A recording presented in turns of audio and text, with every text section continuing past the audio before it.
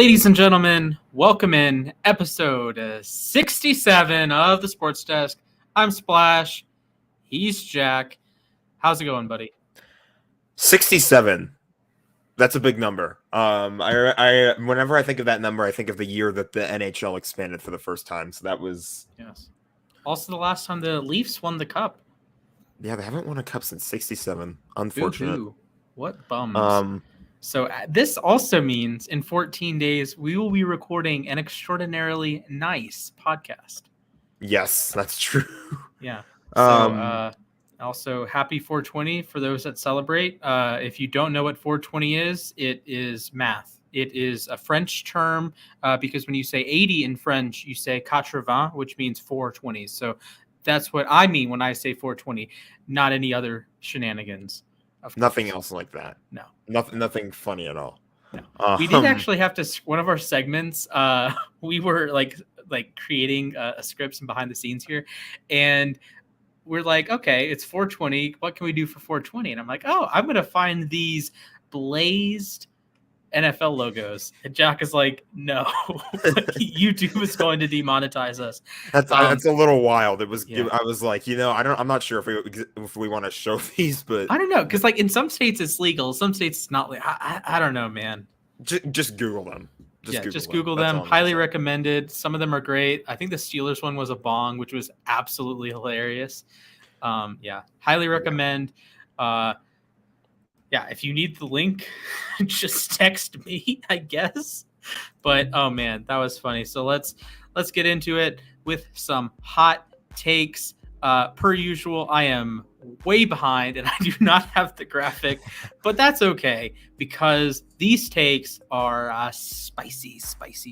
I haven't looked actually. I typically look.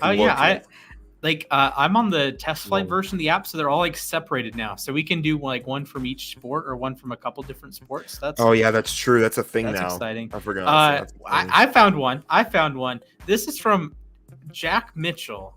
I've never heard of him. Jack Mitchell, verified account on uSTADIUM.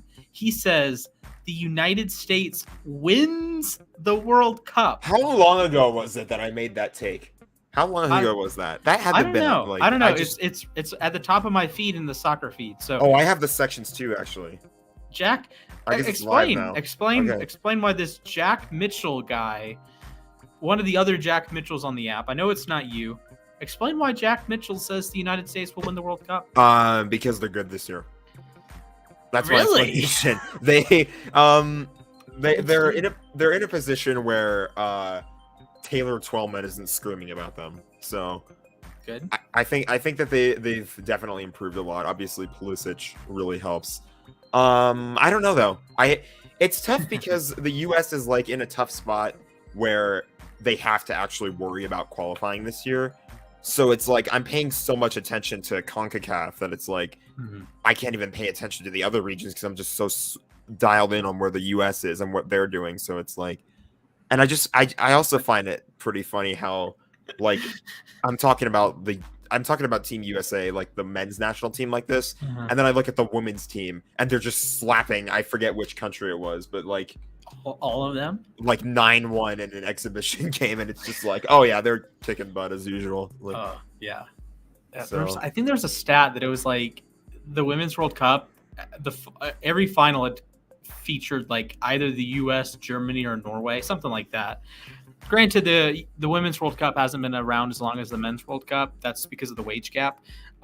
Jokes, by the way. But like there's been, so the Women's World Cup started in 1991 and it's been like the same 4 teams in the finals every single time. So that was, and then like the men's is like totally different. Like there was like the Spain Netherlands one was wild, like South Korea made the last 4.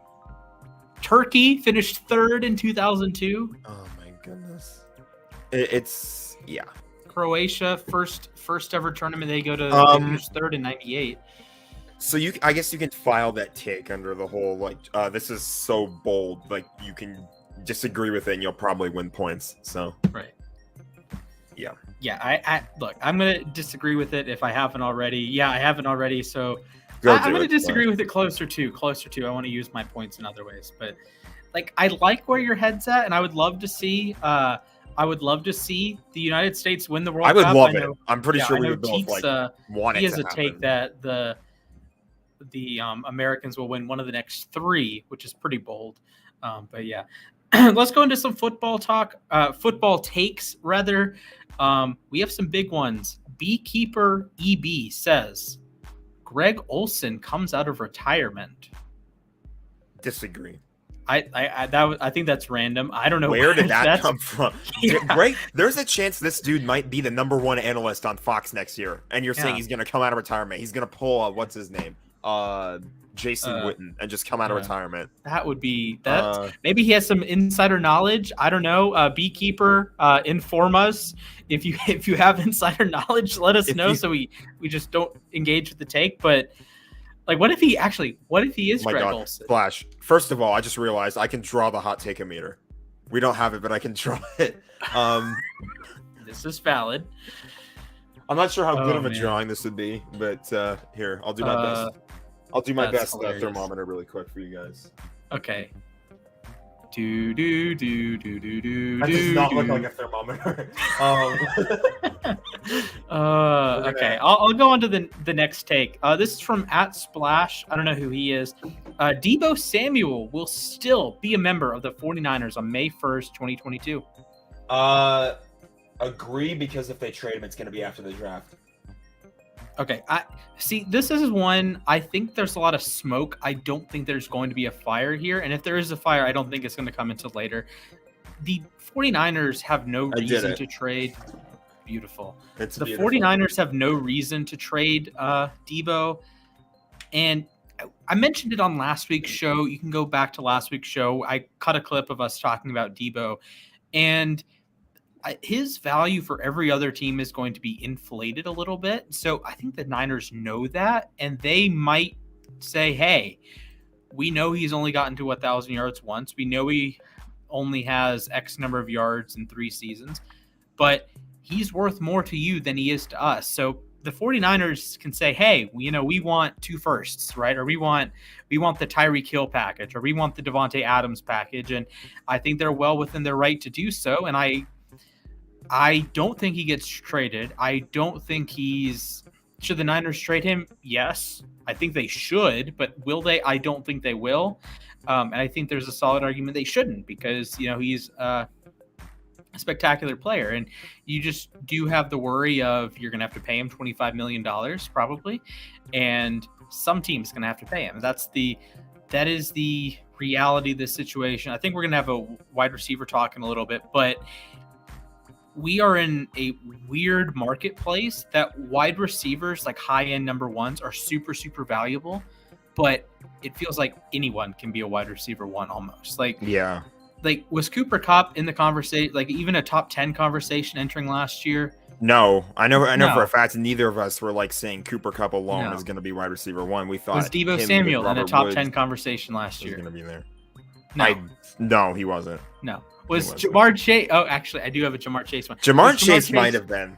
Was not in the conversation at this point last year, because he was still not drafted That's true. yet. But That's true. At this point last year, he wasn't. I did have a coworker that said he was a top 10 receiver.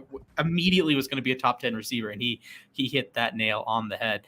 And we had the conversation. It was Calvin Ridley was a top 10 receiver, and now he's banned from the NFL for a year, right? Or various guys, these ebbs and flows, and it's I get it, but at the same time, the receiver market is just all over the place. Yeah, and it's again, we're gonna touch on it later, but I think the last point that I have to say is that we can all just blame that Christian Kirk contract. The Jaguars threw money at him. I have words for that. You have words for that? Okay. Yeah, I do have words for that. We'll save it for the wide receiver portion.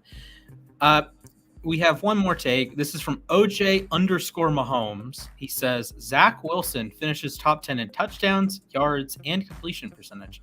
It has 4 agrees and 12 disagrees already. Wow. It's too early to tell, in my opinion. Yeah, I agree. I think this is one that you have to wait a little while. And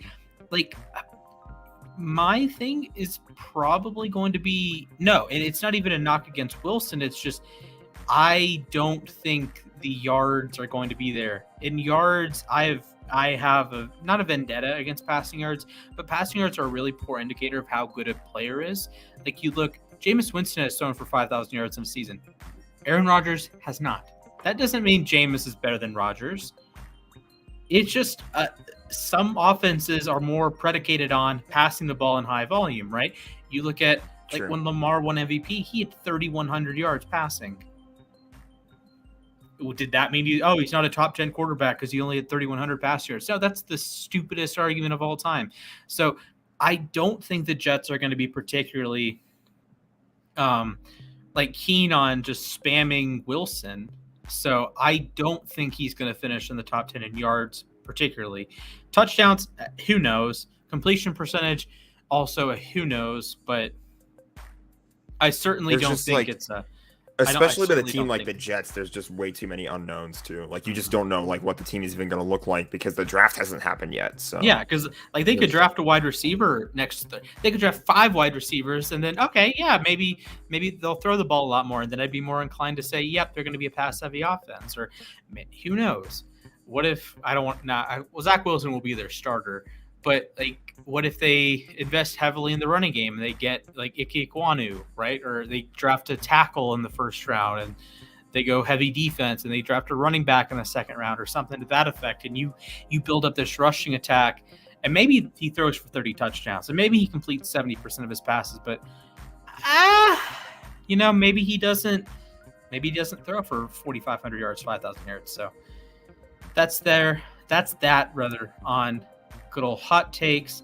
If you have takes, make sure you download the uSTADIUM app.io.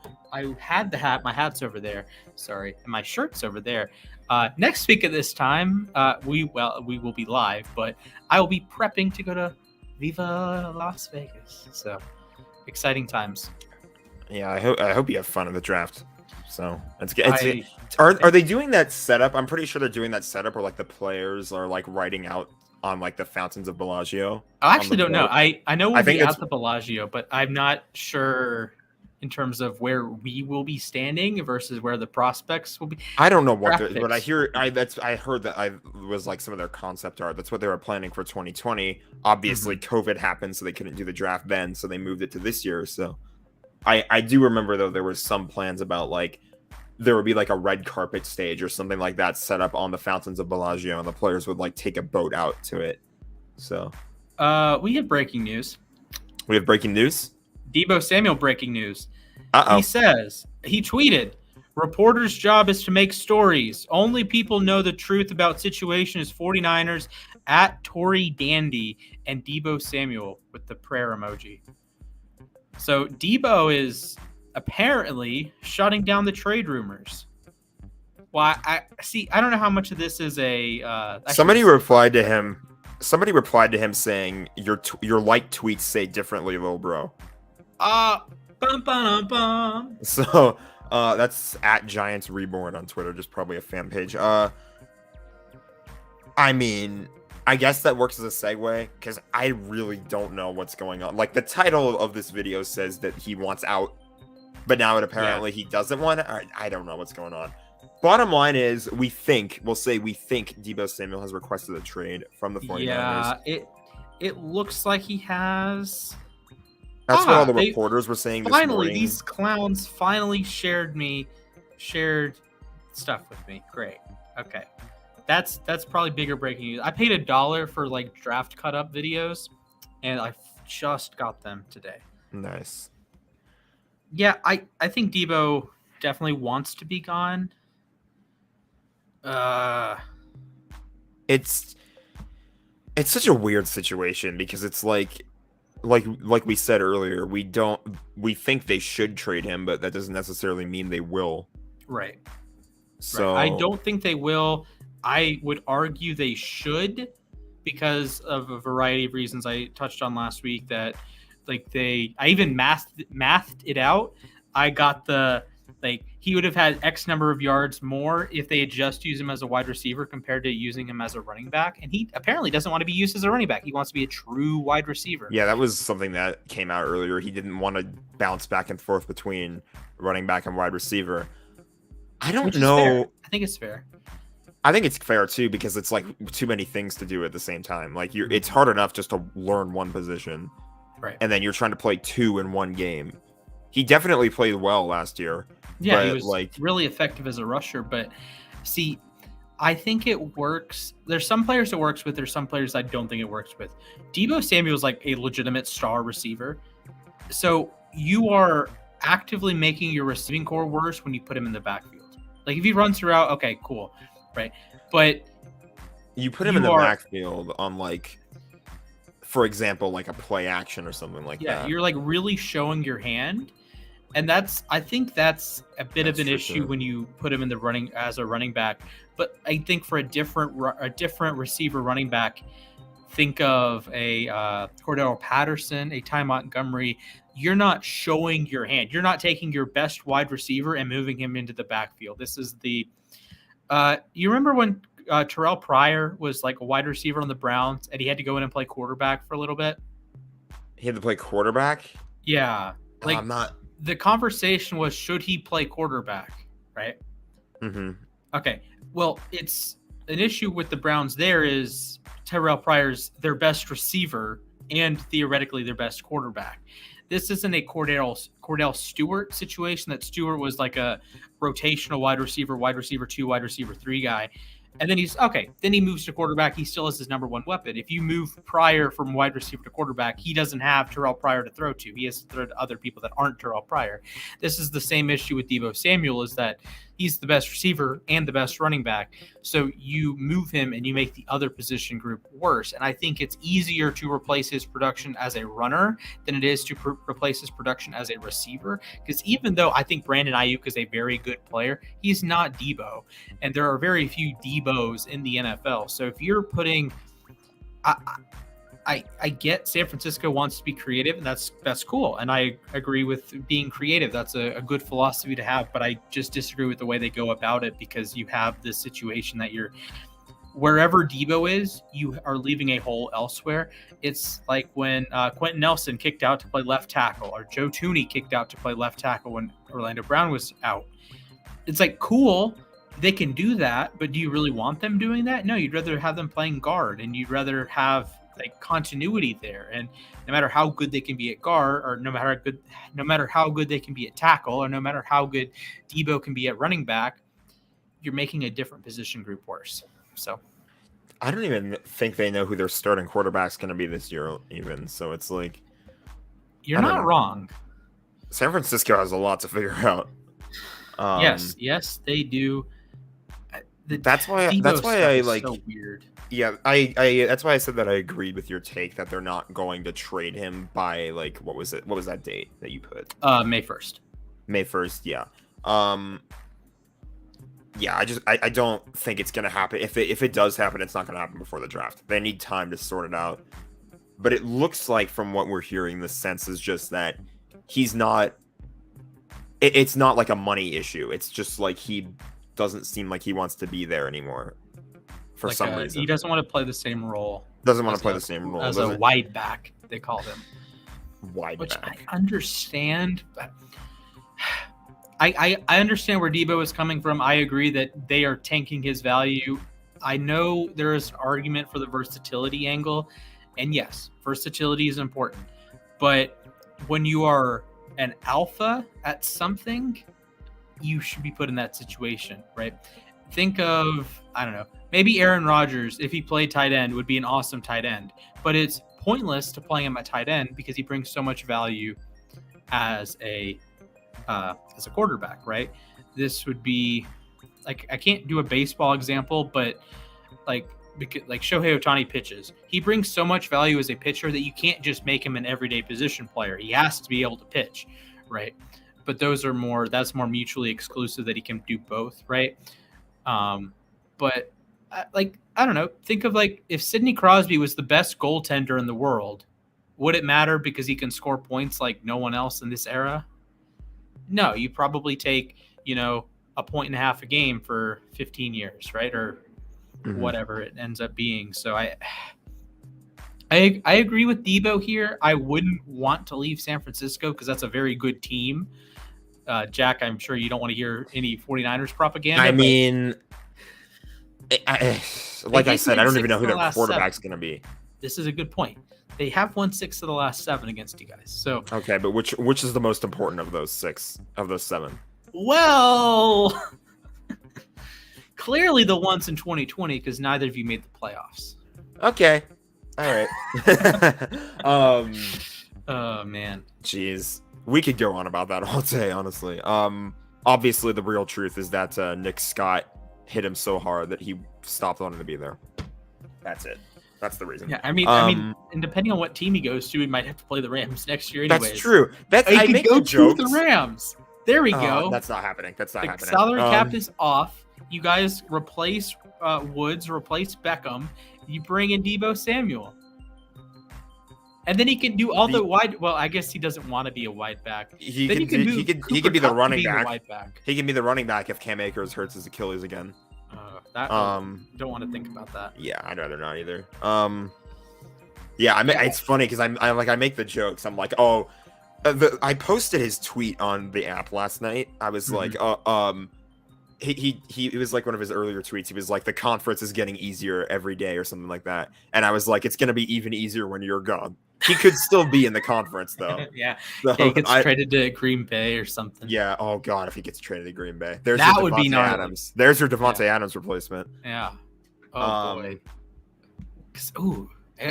He's not as good of a route runner, but he's like a 1 of 1 in terms of yards after the pass. Would be a lot of fun. Like the Packers have 2 first-round picks, so you could theoretically trade one and trade some other draft capital. I'm just waiting for San Francisco. I'm waiting for San Francisco to drop the whole like. They say like something that the GMs always say, where it's like, we'll trade. We're not listening. We're not accepting any offers for this guy.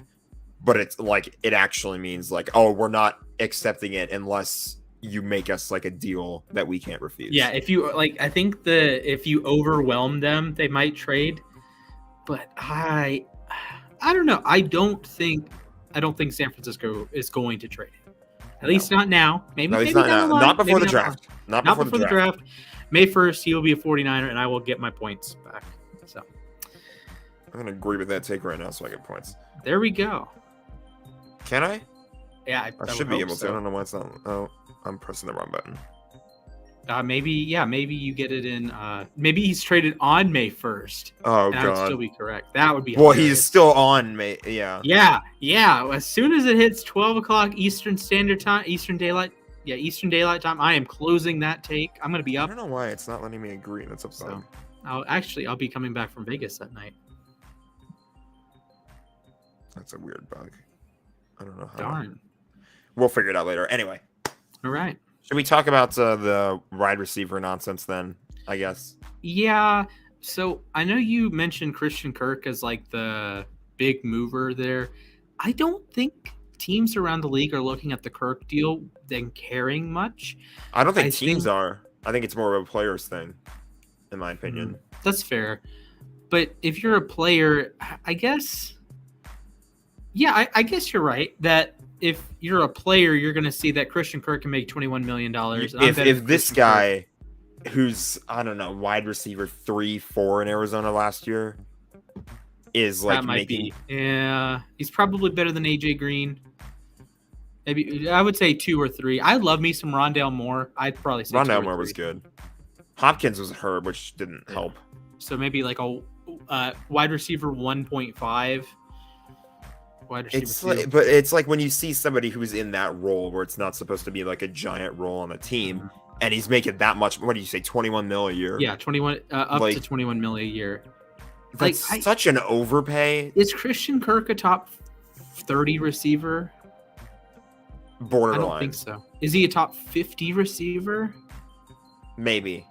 Like if I pull, I'm going to use Madden top as an 50. example. If I pulled up Madden rating, I'm actually going to do this. If I pulled up Madden ratings, Madden 22 wide receiver ratings, where Cooper Kupp do you be in the top 10?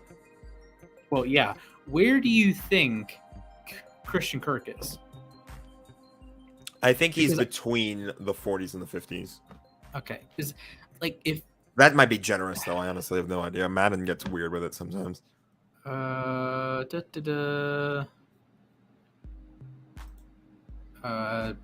database. I'm curious about this right Wow, now. I cannot believe they had Jalen Waddle ranked ahead of Jamar Chase last year. Look, Jalen Waddle's good, but I guess it makes sense when you look at the physical tools because like Waddle had 97 speed, 95 acceleration, and 97 agility. So like, that's why Lamar is always kind of overrated in Madden because it would be like an 88 overall running back if you switched him there. So okay, here we go. Super Bowl ratings. The 99s in the game. Actually, there's a bunch of 99s. Oh, wait. Yeah. So we're just looking for top 50 wide receivers. Yes, but I wanted to shout out because you have 2 99 overalls and a 98 overall. Who the Rams do? Yeah. Yes. Okay. Here we go. They made both position Ramsey and Donald. By position. So my guess is out. Where the heck are the wide receivers? Oh, okay, there we go. My guess is he's outside of the top 50. I should share my screen actually. We're kind of just waiting in suspense right now. Okay, share a screen, and then we're going to go Chrome tab, and then we're going to go wide receiver hyphen.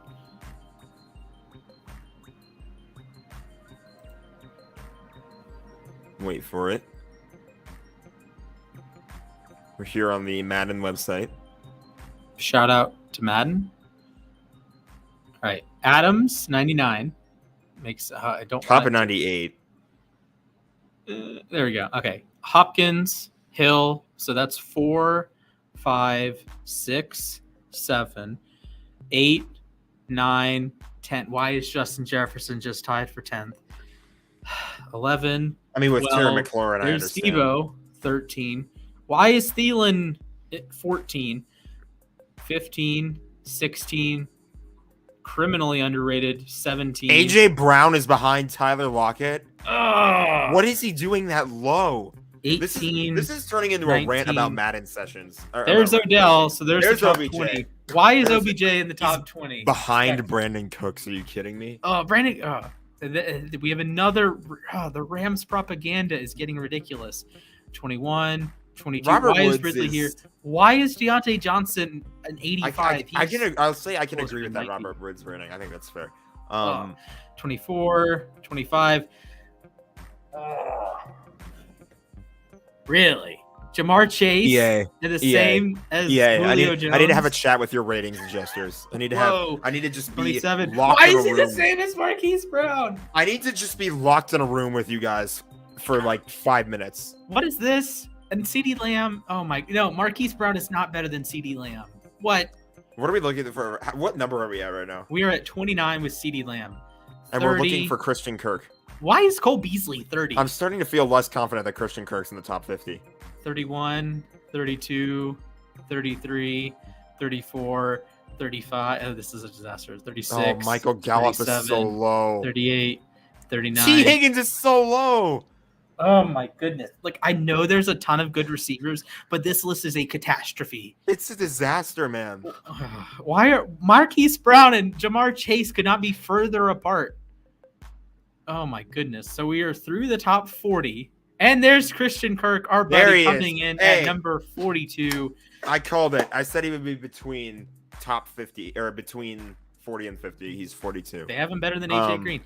So A-Rob, Kirk, Waddle. What is this? EA. Why does Christian Kirk and Jalen Waddle? Okay, first of all, A-Rob's rating is going to go up once he plays with Matthew Stafford. Like, how many guys on this list would you take over Christian Kirk? I would take Waddle. I would Galladay on this page alone or the whole list? Yeah, on this page. On this page. I would take Waddle. I would take Waddle. Devontae Smith. I'd take Smith. I'd probably take Judy. I would absolutely take. I'd probably even take Juju, honestly. I would take Ayu. Sure. I would 100,000%. I'd definitely take Mooney. I would take Mooney. Claypool. I would. Corey Davis is cool. Oh, this is gonna be sad, isn't it? I would take GJ. I would take Shark. DJ Chart. Yeah. Oh, Did my he even goodness. play last year? I heard he was. I don't Gabriel remember. Davis. Why is he a 78?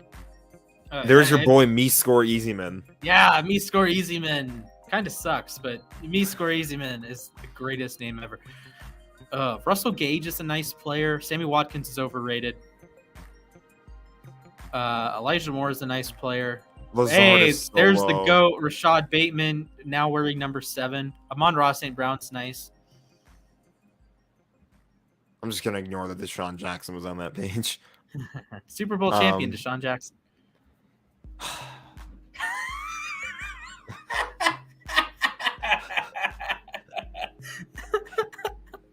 Oh man, was it that funny? Yes, it was that funny. Why is Cedric Wilson on the same page as Auden Tate? Look, this entire segment we were going to talk about wide receivers and how the market is all screwy. Now we're talking about wide receivers and how they're badly graded on Madden. Oh my goodness! Hey, look, it is fair. I don't think Christian Kirk is the 42nd best receiver in the NFL. Like, I don't. I think there's perhaps 50 guys I'd rather take over him. And when he received his contract, what was he, like the 3rd highest paid at the time? Yes. I don't know if that's true anymore, but at the time he was like the 3rd highest paid. I will admit, I will take Christian Kirk over Malik Taylor. There's one. Yeah. Oh, my guy, Michael Strawn. Michael Strawn, if he got an opportunity, he would be a menace. There's your guy, Ben Skronik. Ben Stonehands Skoronek, however you pronounce it. Oh my good. Oh man, poor Cody White. Question: if you were the worst player at a position in the NFL, would you even want to be in Madden at that point? No, I just create myself and go 99. Valid point. I would imagine it's. Although I guess it's cool to have like your actual actually, like. That would be a great question to ask at the draft. Like, what are you excited about seeing yourself in Madden? Like on a scale of 1 to 10. It's like a tough call because it's like, if I was the worst person, I would just like probably edit my rankings, but it would be it would be still pretty cool to see myself in Madden. So yeah, that would be cool. Imagine if you're like one of the, you know how in FIFA they have like the silhouettes rather than the actual player cards sometimes? Yeah. Like Ronaldo, you'll have a picture of Ronaldo, but sometimes you have like the blacked out player face. Mm-hmm. Like, what if you're in FIFA, but it's like a blackout player face? That would depend on how good you were, I guess. What if you just had a ridiculous one? Like there's a video that I watched 6 years ago that was just. Oh, okay. We actually have breaking news here. Jay Wright is likely retiring of head coach. Jay Wright, Villanova head coach, is likely retiring soon. That's huge. Yeah, that's one of the best coaches in college basketball. Just stepping down. Soon, apparently, whatever soon means in this context. I think it was Shams that tweeted it. Yeah. Wow, that is two-time national champion, 2016-2018. Always a threat. Made the Final Four this year, right? Yeah, they did. Yeah, pretty sure they did. I hated the final. Man, I hated the Final Four this year. I'm pretty sure you hated it just because you couldn't watch it. Yes, that's true, but it was so like blue bloody. Yeah, that too. So like that's where I like upsets, but in the moment, like say when St. Peter's beat Purdue, it's like this is cool, but St. Peter's isn't going to win the tournament, so you're just giving a free pass to North Carolina. You're just giving a free pass. You're just giving a free pass to North Carolina, and it just sucks because UNC Purdue I think would have been a great game, and I think Purdue had a legitimate chance to win the tournament, and it just kind of it's in a way like North Carolina's chances to win the tournament went up because of the team they faced, which annoys me. So like I like upsets of the moment, but when it comes to like the rest of the tournament though, like yeah, Like if an 11 seed beats a 6 seed, okay, cool. I'm down for it because that doesn't really affect the winner, right? But when like Gonzaga loses early, right? Or Baylor loses early, or Kansas loses early, or Arizona loses early, it kind of rubs me the wrong way. And this is when you end up getting crappy games later in the tournament when like, oh, whoop-de-doo, Kansas is playing a 10 seed in the Elite Eight? Really? I don't want to watch that. I happened to watch it because it was on CBS, but like I didn't have much interest watching that because it's just like, and if Miami had won, then guess what? Villanova gets an easier game in the Final Four. And I don't know. I'm probably in the minority there, but it happens. Upsets are cool, but the rest of the tournament kind of gets screwed. Yeah, like if you're a neutral fan, I'll take the NFL angle here. If you were a neutral fan in 2019, would you rather watch Chiefs at Ravens for the AFC title game or Titans at Chiefs? I would. That's actually a good question because I was a neutral fan during the 2019 playoffs. I just watched every game. I'm pretty sure. Yeah, like would I rather watch Niners at Rams or Rams at Packers? I would rather watch Rams at Packers. Yeah, I think a lot of neutral fans probably would have agreed with that one. And I know it's not always the case, and there are some underdogs that I actively root for, right? And I would rather watch. Would I have rather watched the, I don't know, Cowboys at Bucks? I don't know, maybe. What was like a really good match that we could have had last year? I'm trying to think. I mean, or like, if the Colts would have made it, who would they have played in the first round? They would have been math. Okay, so they took the how did the Chargers miss the playoffs? Yeah, How did the Chargers miss the? That's one. That's a perfect one. We could have gotten. Okay, so the Colts would have taken the Steelers spot, but the Raiders beat the Colts head to head. Both of them would have been 10-7. So, but the Colts beat the Patriots head to head as well. So the Patriots would be out. No, the Patriots would still be, and they clinched a playoff spot before the week. So 10-7, 10-7, 10-7. We're figuring out all this math for a hypothetical. Yeah, I believe the Colts would have headed to Arrowhead. Colts Chiefs would have been a much better game than the Squealers and the Chiefs. Yeah, exactly. Yes, I know the Steelers swept us. I don't care. Or like the Chargers in the playoffs probably would they have won the game? I don't know, but would that have been much more of an exciting one? Absolutely. Yeah, why couldn't that have just ended in a tie? It's just inevitable that the Chargers stumble over themselves once again. That's really all I can say. There's a reasonable chance they finish fourth. Well, I don't think the Raiders are that good. I don't. I think the Raiders last year feasted on a bunch of late wins. Daniel Carlson had the year of his life. He made. That's what I was saying about the Chargers last year, or in 2020. They feasted on a bunch of late wins too. Like they didn't. The Chargers in 2020. I mean, they went 7-9. They did, but they went on what was it like? They won their last 7 games or something like that, but they were already out. They definitely didn't do that because that. I don't. Was it 7 or was it I think they won their last 3 or 4. I know they had a long win streak to end the year, but they were all coming against teams that were already out, or the Chiefs rested starters during the last week. That's right. Yeah. So it was I get what you mean about the whole feasting on wins thing. It just... Yeah, because there's weird example, but the year the Bills made the playoffs in 2017, they had a negative point differential, right? That was but then you have the Ravens and the Chargers, who were both same record, that were both had a pulse, right? Were better teams. But then the Bills make the playoffs and they lose to the Jaguars. So it's just, there's some teams that I know the Raiders won 10 games last year, and mad respect there, but they also I think Carlson made 4 game-winning field goals. They had the 1 week one against the Ravens, which Carlson had to make. To Carlson's credit, He had hit a game-tying field goal in regulation. He had to hit another game-tying field goal in regulation, and then they scored a walk-off touchdown in overtime. They had the Browns game. No Baker Mayfield. COVID outbreak with the Browns, right? So it's Nick Mullins. It's not even Case Keenum.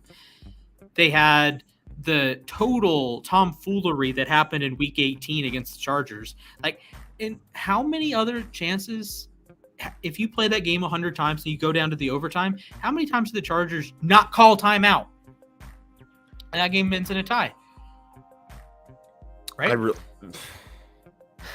It's just so stupid what happened in that, man. And the Cowboys game. The Cowboys had that was one of the weird games. There were like 700 penalties in that game as well. Like You mean to tell me a Raiders-Cowboys game had 700 penalties? The two teams would not be the least bit surprising. Had a million different penalties. You're right. You're right. I don't know. Like, respect to the Raiders making the playoffs. I think Bisaccia had a deserved serious consideration for Coach of the Year. He was phenomenal. It was definitely very impressive. But I don't see it with the roster. I know they added Devontae Adams, but I don't see it with the roster. I think they're a team. If I had to like pick a team that was going to lose 3 extra games, I think the Raiders would be close to the top of my list. That's actually a fun conversation to have. We can table that for another day, but okay. Yeah. I don't know where we're at now. Yeah, we went barely. Like, that was a wide receiver conversation. I don't know how we got over to the Raiders, but Devontae Adams. Yeah, we were like talking about March Madness. Why were we talking about March Madness? Because one of the coaches. Oh, that's right. Okay, so it wasn't like just from Madden to it was. It was a breaking news conversation, okay, and then we went to a football example, and then we just went on a football tangent. Right. Also, did you know that the Ravens led the NFL in point differential 2019 and 2020? Good for them. Yeah, good for them. Should we take a break from football and talk baseball? I feel like that's kind of been hot lately. Yeah, let's do it. So I have a question for you. How weird was this last series between the Dodgers and the Braves? I'm not bragging about it. How weird was that? I had my finger ready to kick you. Strange. It was very weird seeing the Kenley Jansen Freddie Freeman matchup. Last night actually. It's like, why? Freddie Freeman, so to give context, Freddie Freeman hit his first home run as a member of the Dodgers against his former team, the Braves. And then the next night, Kenley Jansen closes against the Dodgers.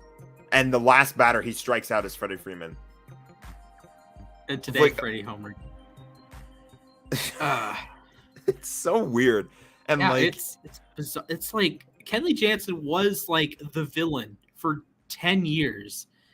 And I guess this is a situation of, I would say the Dodgers are right now our biggest rivals, but you probably I think it's completely fair. Yeah, but you probably wouldn't say that as a Dodgers. You wouldn't say the Braves are your biggest rivals. You probably I'd say the Braves are up there. I'm more than likely saying Giants 9, 10, yeah. 10. So I think it's a bit of a Michigan State, Ohio State complex here that. Say Mets fans. You hate us, but we don't hate you as badly as we hate these guys. The Mets are so annoying. Why are the Mets good this year too? Yeah, man, Carrasco has been pitching lights out. Chris Bassett has. Oh my goodness, I invested a lot of stock into Chris Bassett fantasy wise. Oh man, he has been fabulous. Scherzer has been good. You know, he's Max Scherzer. What do you expect? And no DeGrom, but no DeGrom. He might be coming back in June, July. So here's the update. 3 teams in the AL East are tied for the lead. Although I think the Red Sox actually have the lead. But the Red Sox are 6-5, the Blue Jays are 6-5, the Yankees are 6-5. The Rays are 6-6, and then the Orioles are just kind of there, 3-8. Not looking. Hey, they did beat the Yankees. I believe they beat the Yankees twice.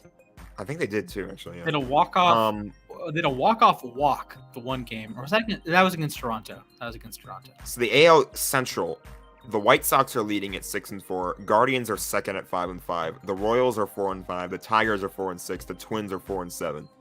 And then the AL West, the Athletics are leading it No I think it might be way. a tie actually too. Them and the Angels are both 7-5. The Astros are 6-5. The Mariners are 6-5, and then the Rangers are just sitting there at 2-8. Did you see that the Angels intentionally walked Corey Seager with the bases Yes, loaded? I saw that. What are they doing? Okay, so Oh my- for context, that's happened 3 times in like modern baseball. 1998, Barry Bonds got intentionally walked against the Diamondbacks. But the kicker with this one is it worked, and it was mathematically a good idea. Let me explain. It's also in a Foolish Baseball video, but I'll explain. I'll do a little debrief. So the idea is the Diamondbacks are up 2. Barry Bonds is the more likely of the next 2 hitters to win the game. So he is the more likely hitter to win the game in the next 2 at-bats. The hitter behind him is more likely to tie the game with a single, but he's not going to win the game, right? So the goal is you walk Barry and you have a lower shot of losing the game right then and there, right? But then you get to this hitter, not Barry Bonds. That's an important thing. It's Barry Bonds going to like not Barry Bonds. And there's like a slight uptick in win percentage if you just walk Barry Bonds. Because Barry might hit a grand slam, right? And end the game outright, or hit a double and end the game outright. The guy after him is probably not going to hit a double, probably not going to hit a home run and end the game. So it worked in 98. The Diamondbacks did, in fact, the expansion Diamondbacks won the game. 2008, Rays against Josh Hamilton. Joe Madden was the coach of that Rays team. That Rays team went to the World Series. They intentionally walk Josh Hamilton with the bases loaded. And then this year, Joe Madden, coach of the Angels. This one had no basis in reality. This was Joe Madden trying to be cool, trying to be funky, trying to be, quirky, like trying to be like #cool, whatever. And it didn't backfire. They only allowed, I believe the Angels won the game, but it's like weird. it's one of those weird moments where it's just like you question the managers. And just like when Dave Roberts pulled Kershaw during a perfect game. The LA managers, man, they're not. So I do have a question for you. When a manager makes a decision like that, do you try to judge it in the moment, or do you look at what happens and say, okay, the Dodgers ended up winning that game, so it worked out, or the Angels ended up winning that game, so it worked out? I think it's like it's tough because it's like in the try to judge the decision.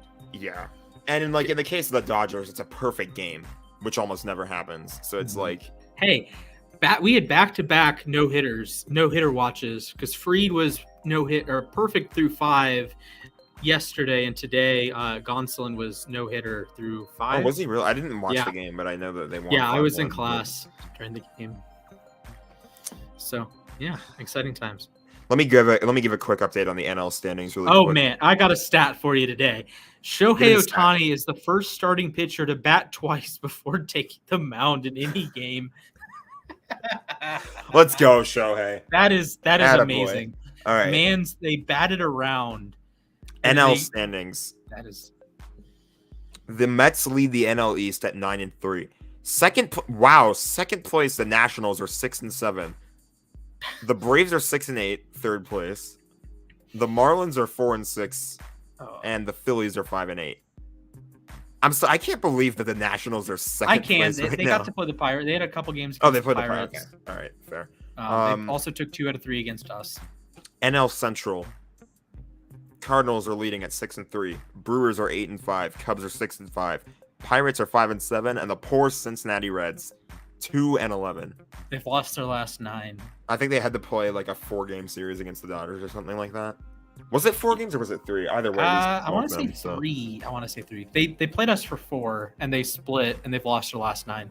Yeah, not great. Maybe the Braves are the ones that suck. We lost twice to a team that hasn't won since. Although, the last time we did that, the Diamondbacks, they were awful last year, but they won, they swept us during a doubleheader, and then they went on their crazy, can't win a game on the road streak. That was They weird. swept us at home, in Atlanta, Truist Park. Mad Okay, Bum had a no-hitter. lastly, the NL West. Dodgers are 9-3. Rockies are 8-4. Padres are 9-5. Giants are 7-4. Diamondbacks 3-8. Go Rockies! Can't believe they're 8-4. They're good at Don't home, they man. have Chris Bryant though? So Yeah, Chris Bryant. Did you see the Chris Bryant play? What did he do with Freddie Freeman? What did he do? Oh man, I didn't I'm see fine. it. I'm fine. It is pure Mickey Mouse. That's what I'm going to call it. Pure, unadulterated Mickey Mouse. I cannot wait to see this.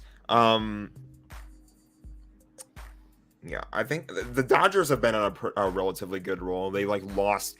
I think it was for the first time since 2018 they lost a series in Colorado to the Rockies. They went 1-2. They won game 1. They lost games 2 and 3, and then they won their next 7 in a row. I want to say they won every game until they lost last night to the Braves, and then they won this afternoon. So it's about where I expected things to be. Obviously there were all the overreactions. They started 1-2, and it's oh, maybe they're not as good, and then they just came to life at home. So I am desperately looking for this clip because it is pure Mickey Mouse clubhouse vibes. I can't wait to see this. But I can't. I'm not logged in on, so I'm on the uSTADIUM Gmail right now, so I can't find that. But okay, here we go. So I can't connect on my StreamYard, on there. But I think I can find it. It should be in my or my replies. There we go. If you find it, we can just pull your screen up. Yeah. Also, follow me on Twitter at Mr. Splashman19.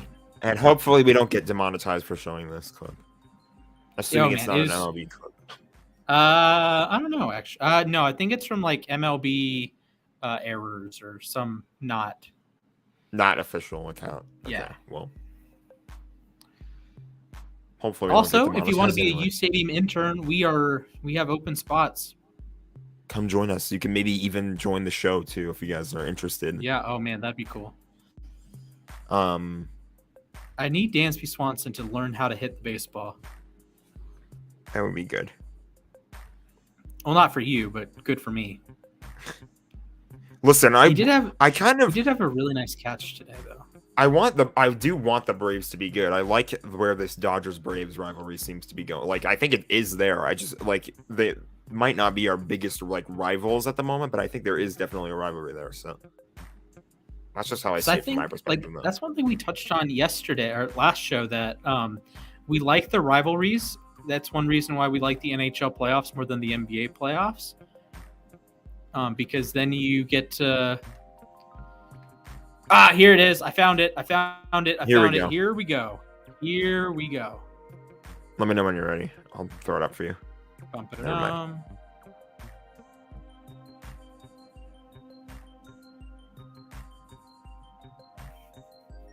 Oh, I remember this. Yeah, I do remember this, actually. Nance drops the fly ball. 3 runs scored.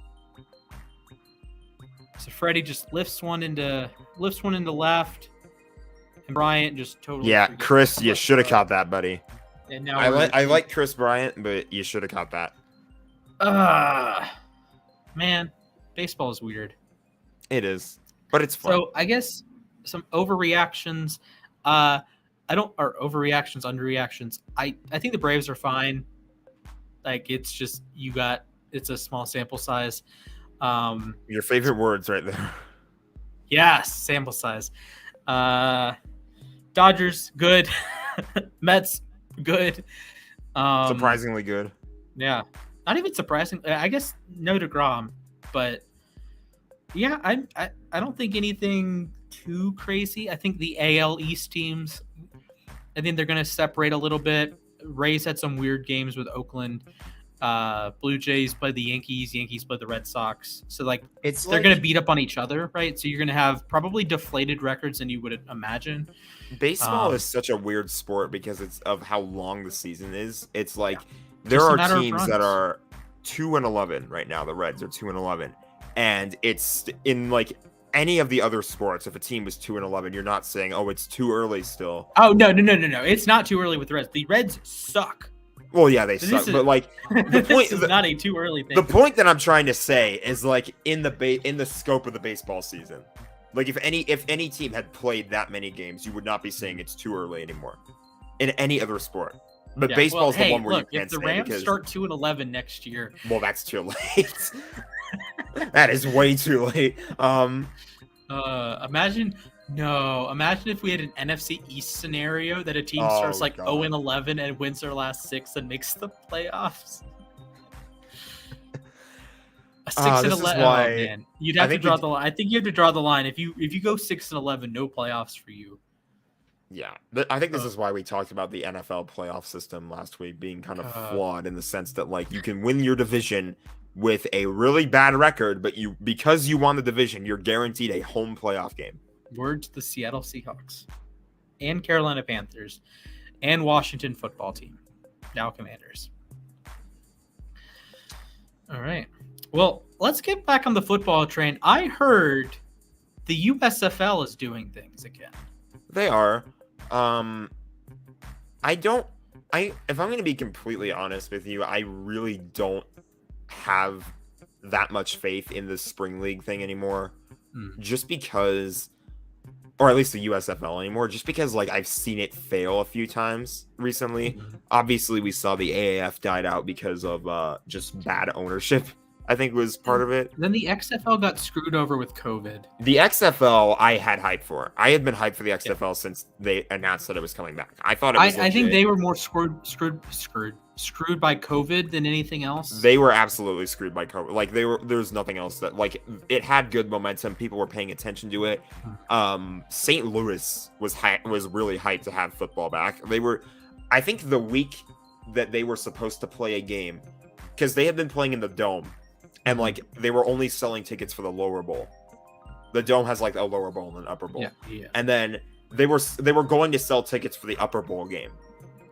And then like that was the week that COVID happened and the season got canceled. So it was like it could have been like just this loud explosive crowd. That was gonna be fun, but I think the XFL just like XFL MVP PJ Walker. Or likely would have been XFL MVP PJ Walker. I screwed up. It was like PJ, but then I'm thinking like AAF because who was like the AAF? Who is that one guy that was like it PJ Walker that was AAF? XFL MVP. John Wolford was AAF. Oh, Tommy Maddox, the only MVP of the XFL. Oh yeah, I remember that guy. He played for the LA Extreme. Yes. And then he signed with I believe with the Steelers is where he signed. Oh yeah, it was PJ Walker. Yeah, it was Josh Johnson. I remember. Josh Johnson compiling Ravens legend, compiling MVP numbers. He was kicking butt in the XFL in 2020. Walker. He was there you go. Yeah, it's who was AAF MVP 2019? Well, I know they didn't have it. They didn't finish their season. They were done by week 10. Garrett Gilbert was named MVP. Huh. Charles Johnson, the Orlando Apollos. Oh, man. I feel like, so the plan before this... the honorable mention was like, Sean Wolford. We were supposed to do, like... Dearness Johnson, he was an honorable mention for offensive player of the year. We should do. I like this idea just popped in my head. So like we were going to do like a thumbs up, thumbs down on like all the USFL branding and stuff like that. I feel like we should do like all of like the recent spring leagues though. But that's a great idea. Yeah, we can punt on the. But next week we can't have like a super long show because I have to get to the airport. Darn. I guess we could start at 4 start at 3 rather than 3:30. Yeah, maybe. We'll figure it out later. We'll let you guys know. But for sure. Yeah, the USFL is back, and it's something that I will probably like at least keep an eye on. I'll say I don't want to like be all doom and gloom when it comes to spring leagues, just because I've seen it fail a million times. But it's like, right. I don't know what they're doing different. Like the XFL, I know that they're like trying to be like completely like their whole goal when they first started in 2020 was to like revolutionize football, make it like more of a streamlined game, make it more like quicker, more Are they exciting. working with the NFL? I think they are now.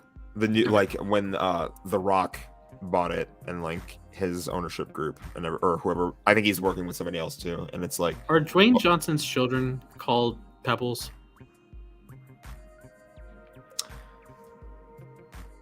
okay, ladies and gentlemen, we're on the Jack Solo hour now.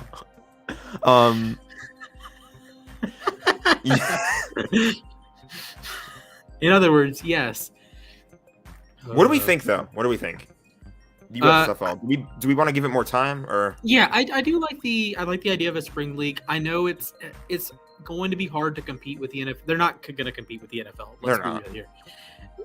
And I think there's a market for it. I think there are people out there that want to watch football, and I think the USFL, XFL, AAF, I think they're all valid options. And as long as you say this is not going to be as good of a product as the NFL, right, or even as good as college football in most ways, then yeah, I think it's a good experience. I think it's good to like have a developmental league almost, or have not really a developmental league, because the way the season is structured is that's taking out time that's taking like your rest time out, right? If you're like an NFL player, like a fringe NFL player, playing in a spring league like that hurts your prospects of playing in the NFL, because just you don't have time off. Like your time off for the NFL, like your real key time off, if you're just like a rando, if you're like a rookie last year, your real time off is February to April.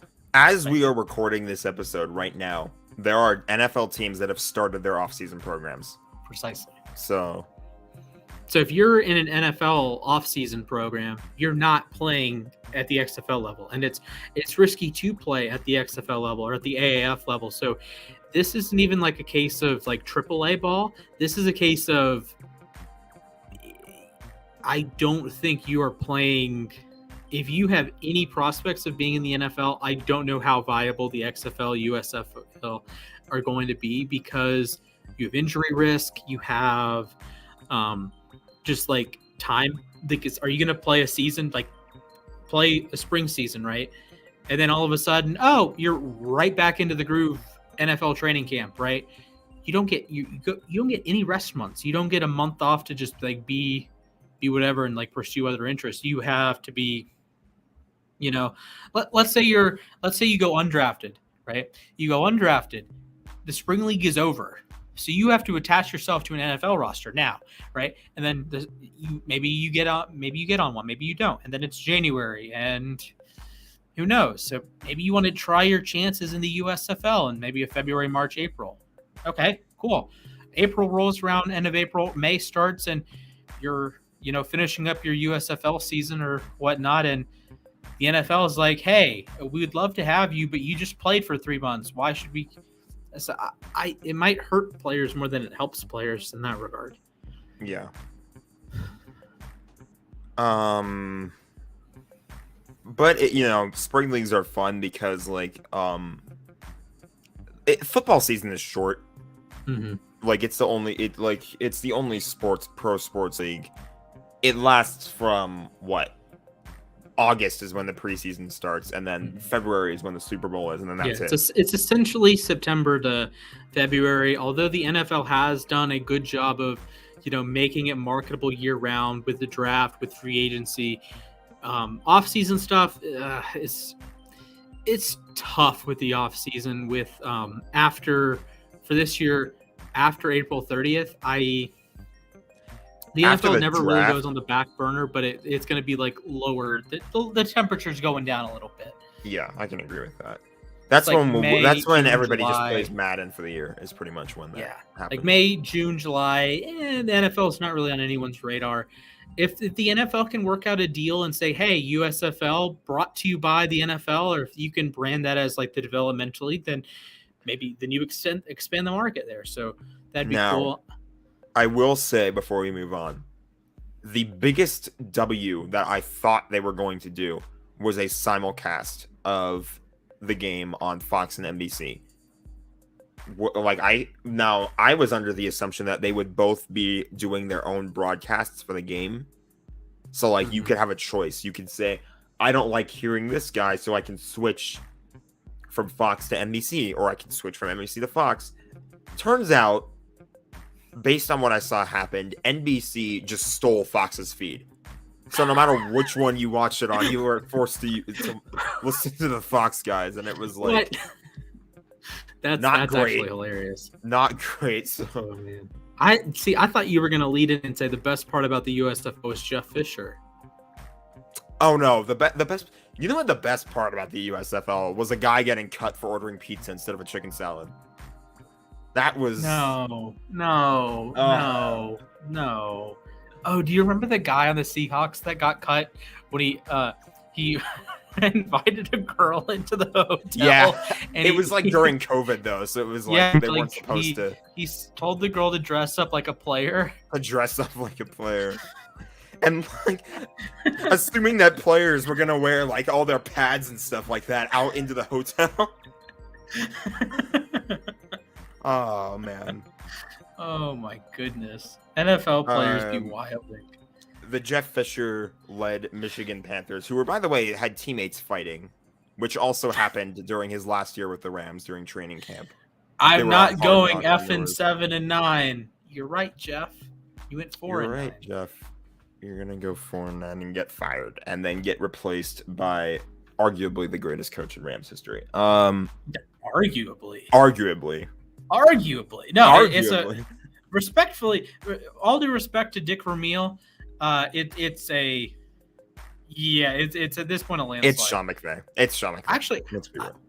Okay, Rams trivia. Who has the most team wins? Or what the most head coach has the most wins in the history for franchise? That's a good question.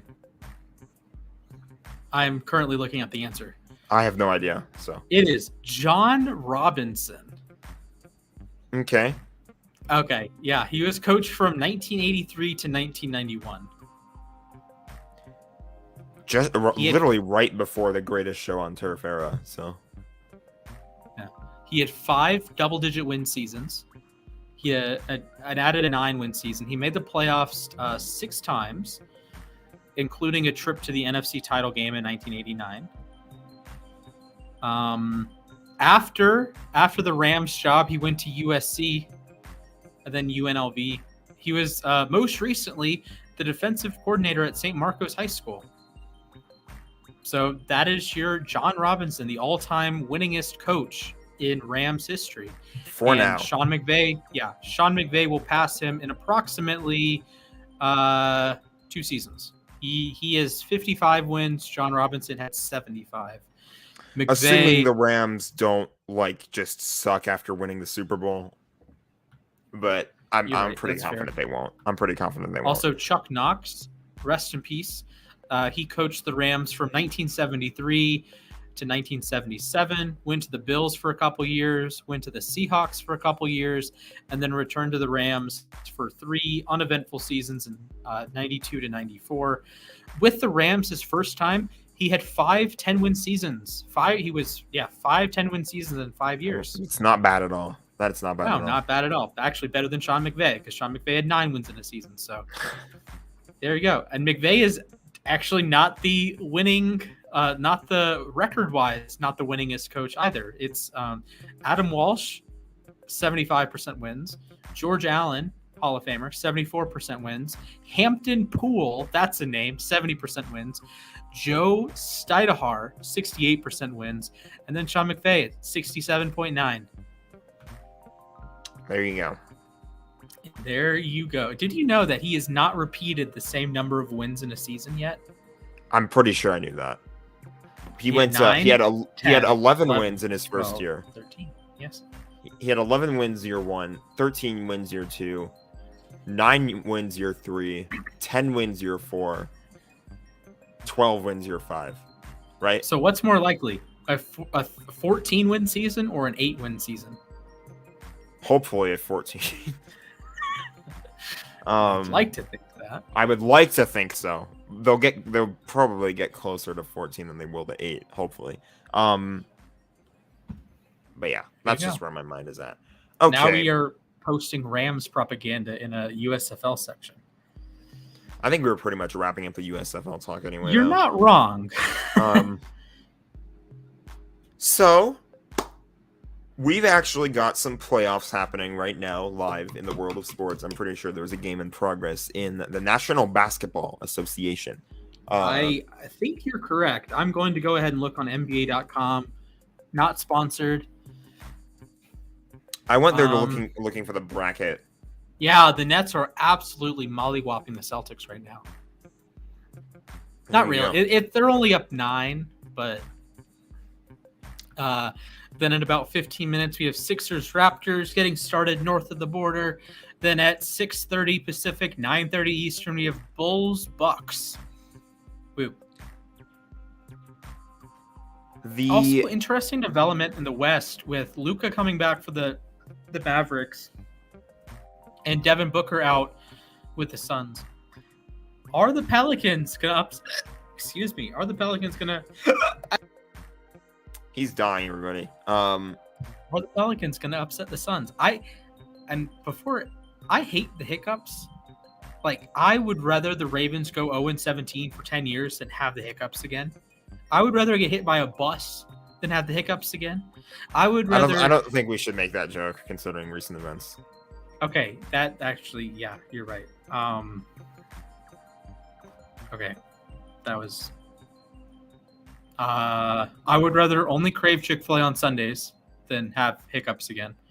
I would rather the Braves lose every game to the Mets for the next 10 years than have the hiccups again. He hates the hiccups, bottom line. Yes, I do hate the hiccups. Okay, what's the rest of this bracket? So, Miami leads Atlanta 2-0.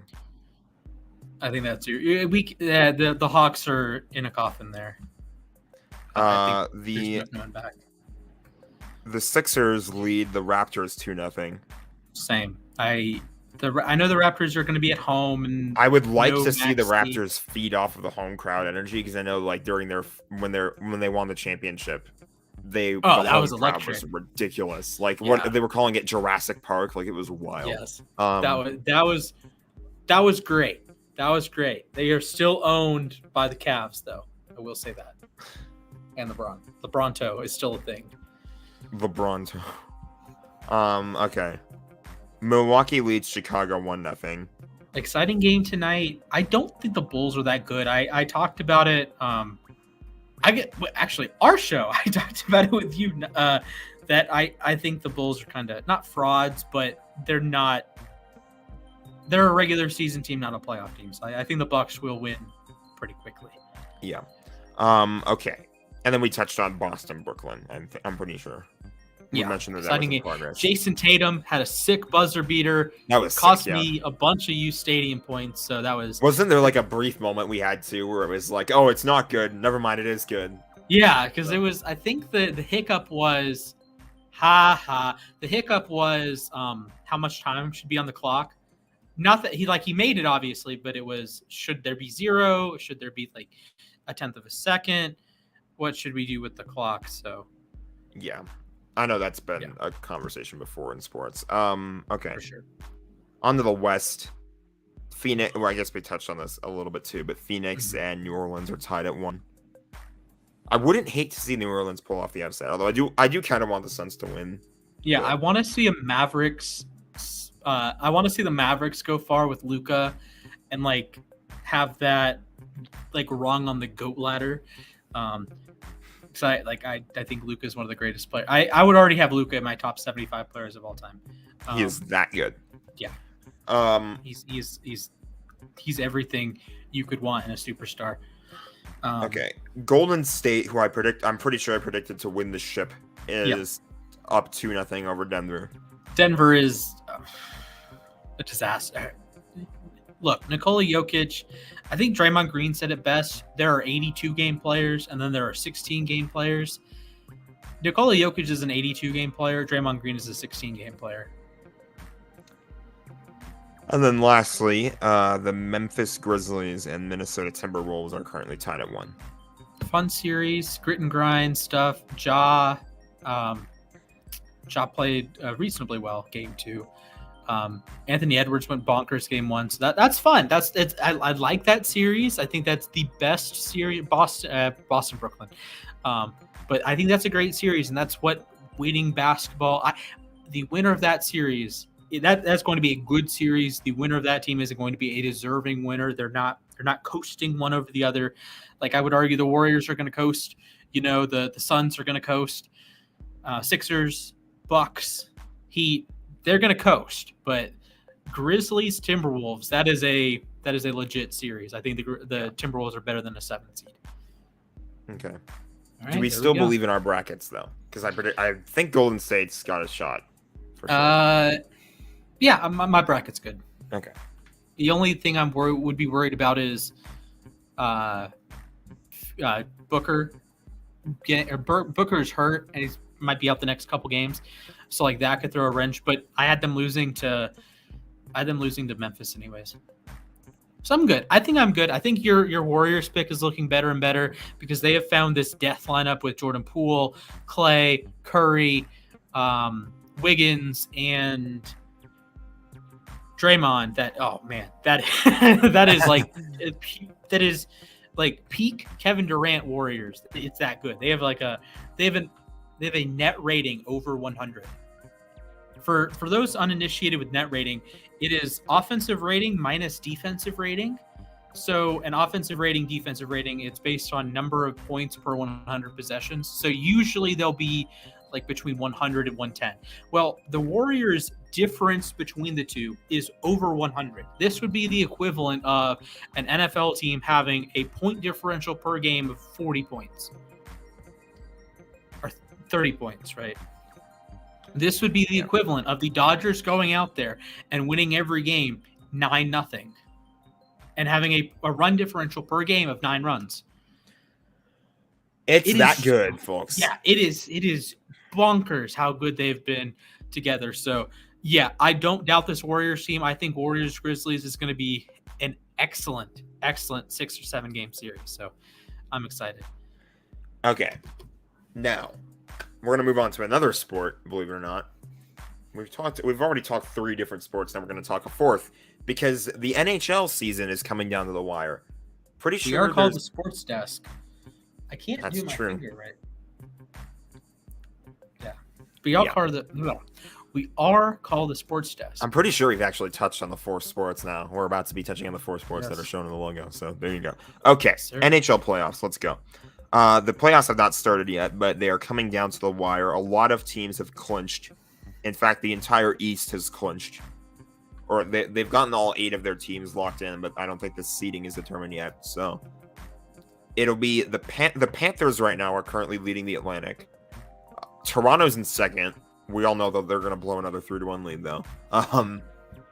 The Lightning are in third. And then in the Metro, the Hurricanes are first. I should probably say their records, too. Florida is 55-15-6. Toronto is 51-20-6. Tampa Bay is 46-22-8. In the Metro, Carolina leads. They're 49-20-8. The New York Rangers are 50-21-6. And the Pittsburgh Penguins are third. They're 43-23-11. The 2 wild card spots, the Boston Bruins are first. They're 47-24-5. And then the Washington Capitals are 43-23-10. Yeah, there's a huge gap there that Washington's 16 points up on the Islanders. Yeah, they have 96 points. The Islanders have 80 points. That's what I should be saying is the point total. Yeah. Also, shout out to the Red Wings. They actually are not sucking. They are 5th in the Atlantic. They are. Red Wings. Something cool happened, though. I'm pretty sure this happened between the last 2 shows that we did. Was Carey Price came back for the Canadiens and played. That was really cool to see. I know the Canadiens haven't really done anything this year. They probably are going to have the best odds at the number 1 pick.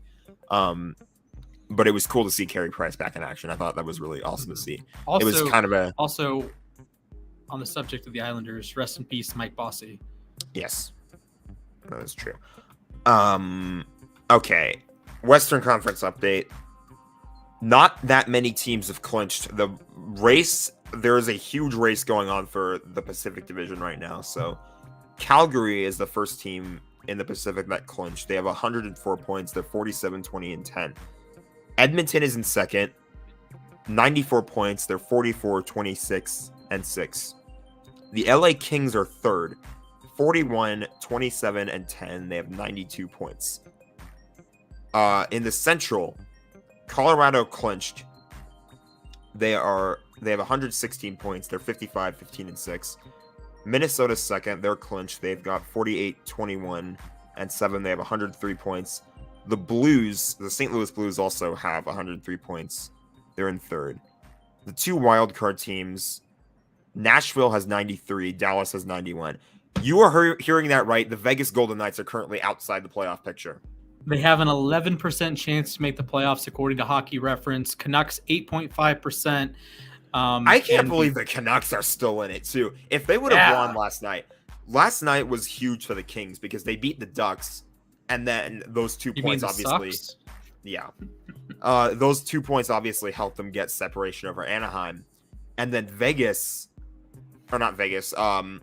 Vancouver, if they would have won, they would have passed Vegas. And they would have been on the Kings' butts. So it was kind of just like... It's making life easier for the Kings because now they only need 6 more points to clinch. They have an 87% chance of clinching a playoff berth. The Stars have a 95% chance. Predators have a 98% chance. And of course, if the Predators and Stars take care of business, the Golden Knights would have to catch the Kings. So not a great time to be a Vegas Golden Knights fan. And it's like they're getting all their guys back, but I don't really feel like they've been able to figure it out still with Jack Eichel. I think that'll take a little bit more time. Mm-hmm. But yeah, it's like that. The race is for the third place spot in the Pacific because you're not gonna get into the wild card if you're in the Pacific and you miss the top 3. Mm-hmm. The Central Division is just so stacked this year. So it's like that's where the race is coming down to, is that third place spot. The Kings are in a comfortable spot. They haven't clinched it yet, but their strength of schedule, like if you look at the Kings' schedule really quick, I'm going to see if I can find it somewhere. The Kings play Chicago. I think that's tomorrow. They play Anaheim again. They play Seattle, and then they play Vancouver. They only have to beat Chicago, Anaheim, and Seattle. And those are 3 teams that are way outside the playoffs. Mm-hmm. So they could have... they were talking on the ESPN broadcast last night about how the Kings might have to catch Vancouver. Or they're playing Vancouver in the last game. That seems like it might be poetic. But if it comes down to that game, the Kings might have already clinched by then. We don't know. But that's what it seems like. So they're sitting pretty right now. I was actually at the game against Columbus. They won 2-1. That was fun to go to for the weekend. So, and yes, it is still weird that place is called Crypto.com Arena. Yes, can confirm. That's my NHL rant, but that's where we stand right now. So I don't know where. I think we're doing thumbs next. Yeah, we can do thumbs. Get some USFL logos. Let me find the banner for thumbs really quickly. There we go. All right, we're gonna just touch on the USFL logos for now because there's actually no guarantee. I guess we could do the AAF too. I don't know what the XFL is gonna do. Let me find it. Let me just go to our favorite website, sportslogos.net. Top tier website. Apparently, the Astros City Connect jerseys are selling like crazy. I would imagine so. I want a hat. Yeah, I think we both agree we want the hat. Yeah. Like when I have an office at the uSTADIUM headquarters that I can record, that's going to be so decked out.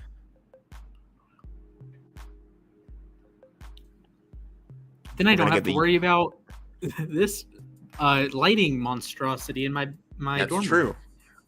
And I have perfect lighting. Yes. All right. USFL logos. Here we go.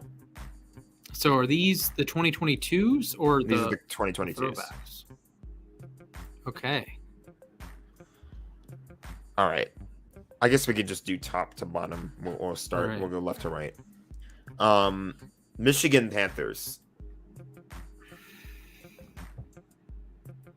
What do we think?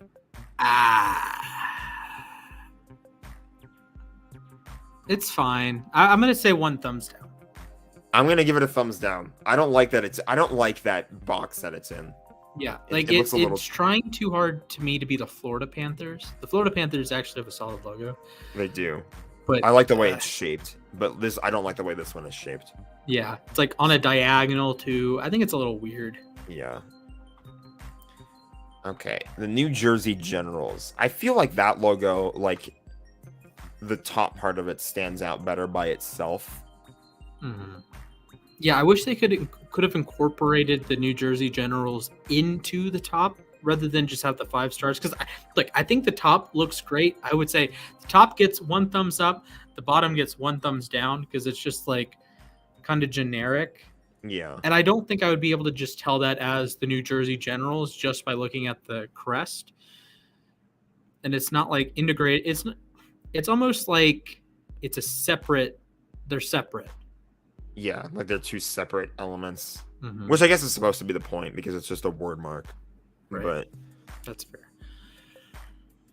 I don't know. I would have tried to add like an N and a J somewhere, or have a little bit more detail. Like if you get some negative space action going.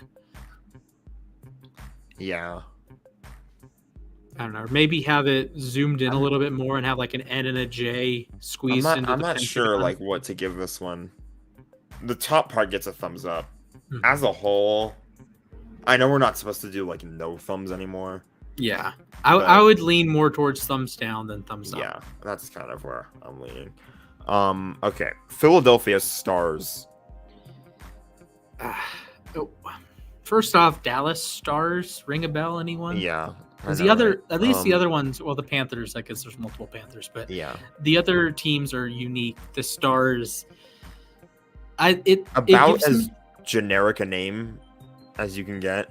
Yeah, it gives me like, remember when we did the Olympic logos? Yeah, it gives me like Microsoft vibes. I Like see it. I see The it. 1992 was it Albertville one? Something Yeah. like that.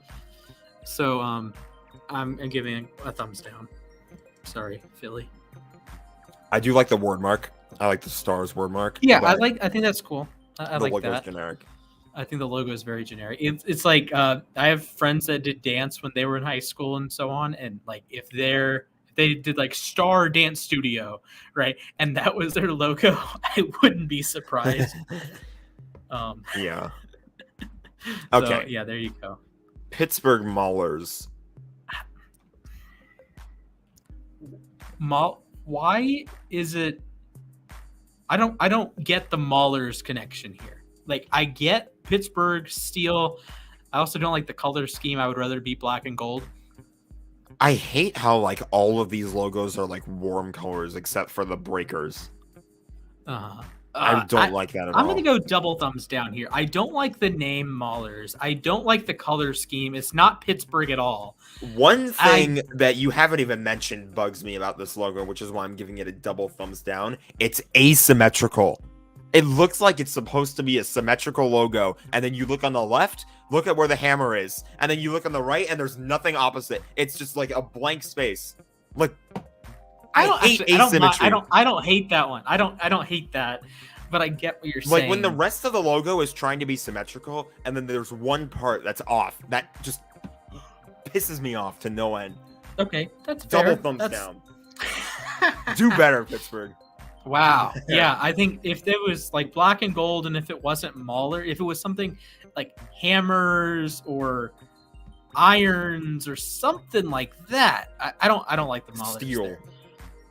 Just steel. You That's too well, similar. That's too similar. What about the Pittsburgh Steelers? I wonder if any team's ever been called the Pittsburgh Steelers.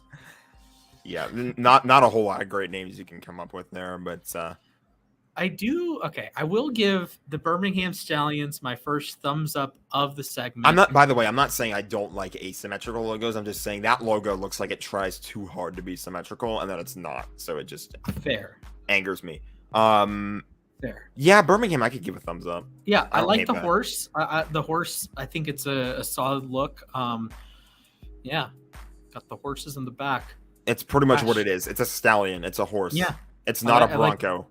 I like the colors. I think like if I would wear like a stallion's shirt. It does a good job with like the whole forward motion of it too. Like it's supposed to be like Mhm. running forward. I get that sense. I like it. I like it. The Houston Gamblers. I just can't get behind this logo. I've tried to like it and I just can't. Like Okay, so some positives. I like Texas in the negative space. that's good. I like the G. Let me rephrase. I like the idea of the G. I think it's another case of bad execution. Good idea though. It looks like you made it on like Snapchat Yeah. and like colored it in, or it looks like you just drew it on a.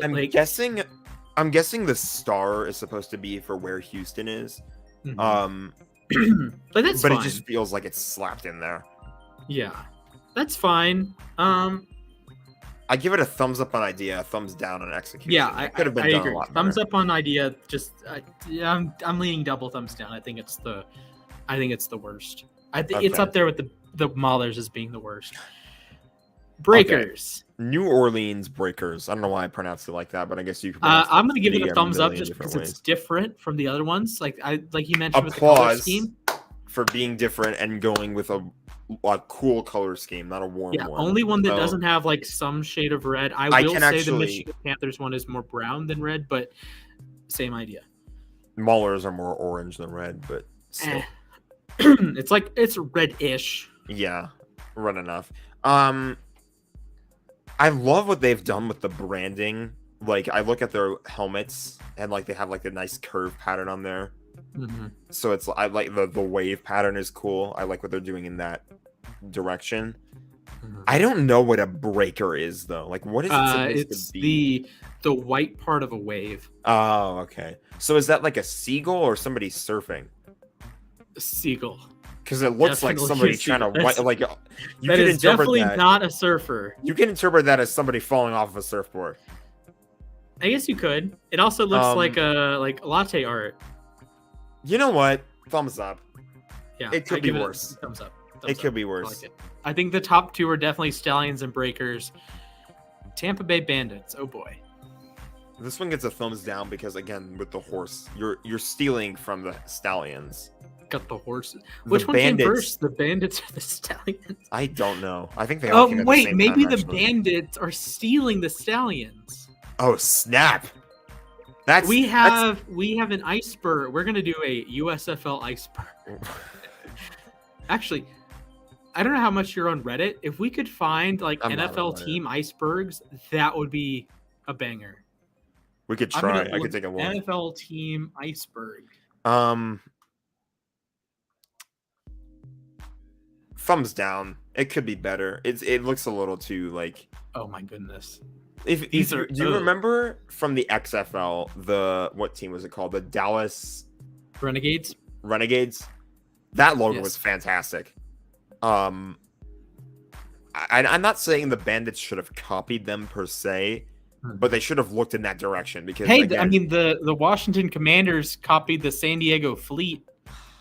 Hashtag take command. that sucked too because I actually liked the Fleet. I can't find NFL team icebergs. That would be so cool though if we found one. Because I know there's like I've seen a Mario one. There's Wii Sports ones. There's icebergs for a lot of different things. Yeah, if we could find some NFL ones, we could do. Those could be fun videos. All right, so right. double thumbs up for the Stallions and the Breakers. Rest of them cheeks. Pretty much that's where we're at. And I think that's just gonna wrap up thumbs up. I know we were gonna touch on some of the other spring leagues, but let's be honest, Yeah. this is kind of running on for a little while, so Yeah. All right. maybe next week. Yeah, maybe next week. All right. Although next week is draft week. It is draft week, yeah. So we're probably Well, for We're everyone not gonna- but you. and I'm the gonna Dolphins. pay attention to the draft, even though my team religiously does not believe in Do you first know round what pick picks. the Dolphins start with? Off the top What? of your head? Is it 69? No. Okay. I don't know. Jets have the number 69 pick, by the way. Oh man, the app is gonna have a field day with that one. I don't know. The Dolphins are not on the clock until pick 102. All right then. Well, you know what? I should have guessed that because they traded away 1 million picks for Tyreek Hill. So. Yep. So they start at 102. You guys start at 104. I can't even imagine. I should have the shirt. Shirt. Look, I know, like, I have been doing draft research for months now, and I just can't imagine, like, if the Ravens, I don't know, traded their first for Deebo and traded their second for James Bradbury or something. Like, I can't imagine having to wait 100 because you just have to, like, throw out so much of your draft book at that point.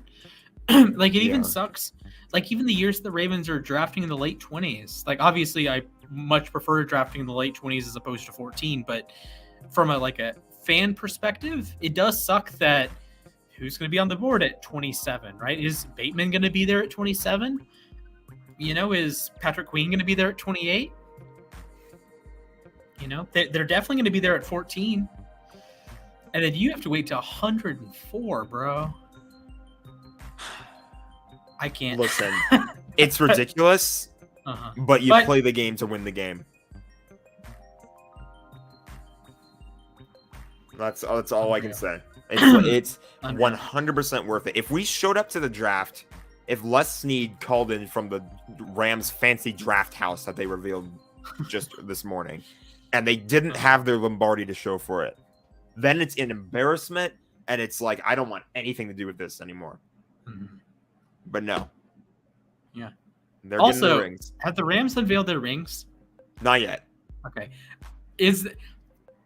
Can a citizen, a civilian buy one? I don't know, but I would love to. I can buy a Braves World Series ring for $25,000. I'm not going to do that. I might get a replica ring. That would be pretty cool. I might try to get like a cheap replica ring. I'm definitely trying to go to their trophy tour is what they're doing, so I can see the Lombardi. Cool. That'd be really cool. I got to see 2 Lombardis when I was in Indianapolis. There is just something so awesome about, like, we mentioned this when we did like our trophy top 10. There is something awesome about the Lombardi. Like, obviously we both had the Stanley Cup at number 1, and like the Stanley Cup is special in its own way, and like there's only one, so like you don't get to hold it. Like, you ceremoniously hand it back every year after you win it. The Lombardi is yours. Yeah. Like, you have a trophy, a championship trophy that is yours for life. You hold on to that thing. And sometimes dented if Rob Gronkowski is on your team. Yeah, if Rob Gronkowski is involved, it's probably either getting thrown across the lake or getting dented. But it's yours. You don't lose that thing. You don't have to hand it back. That is yours. So I can't wait to go see it. I'm so excited to go to a Braves game and like walk through the Hank Aaron Terrace. It definitely feels really good when you like show up to a sports event like the year after that team wins. I was at a Dodger game in 2021 and like I got to check out the new outfield and it had like a bunch of stuff from the World Series. It was so cool. And too bad you weren't drenched in nacho cheese. I was not drenched in nacho cheese, but I had World Series merch already, so. All right.